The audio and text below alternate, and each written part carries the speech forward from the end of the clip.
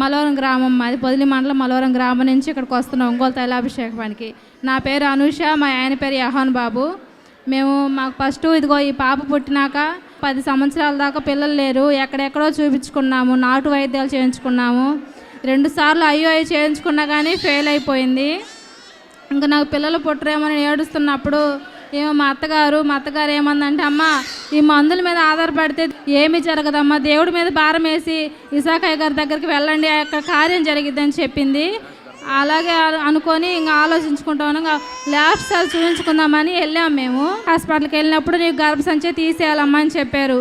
ఇంకా నీకు పిల్లలు పుట్టరు, రేపు కానీ ఎల్లుండి కానీ రా ఆపరేషన్ కానీ చెప్పారు. కానీ ప్రభా ఇదేంటి ప్రభా ఇలా జరిగిందని మనసులో వేదన పడ్డప్పుడు ఇసాకయ్య గారు ప్రార్థన చూసాము. మా అత్తగారు కూడా అక్కడికి వెళ్ళండి అమ్మా, దేవుడు కార్యం చేస్తాడు, ఈ మందులు వేస్ట్, ఏదైనా కానీ దేవుని వల్ల జరగాలని చెప్పింది. అలాగే ఒకసారి ఇక్కడికి వచ్చినప్పుడు ఇసాకయ్య గారు అన్నాడు, దేవుడి మీద విశ్వాసము కలిగి నువ్వు రా, నీ కార్యం చేయకపోతే అప్పుడు అడిగాను పాస్టర్ గారు అన్నాడు. ఆ వాక్యం మేము రాసి పెట్టుకున్న వాక్యం రాసుకున్నప్పుడు, ప్రభా నీ చిత్తమైతే ఇక్కడికి నేను 9 నెలలు వస్తాను, నా పట్ల నీవే కార్యం చేసి కుమార్తెని నాకు బిడ్డలు కలిగించమని అడిగాను. ఇక్కడికి వచ్చిన 9 నెలలకే కన్సీవ్ అయిపోయింది నాకు. ఇదిగో దేవుడు చక్కని కుమార్తెని ఇచ్చాడు. ఈ బిడ్డను ఎత్తుకొని సన్నిధిలో సాక్ష్యం చెబుదాం అనుకున్నాను. ఈ సాక్ష్యం దేవుడు దీవించి ఆశీర్వదించునుగాక. ఆమేన్.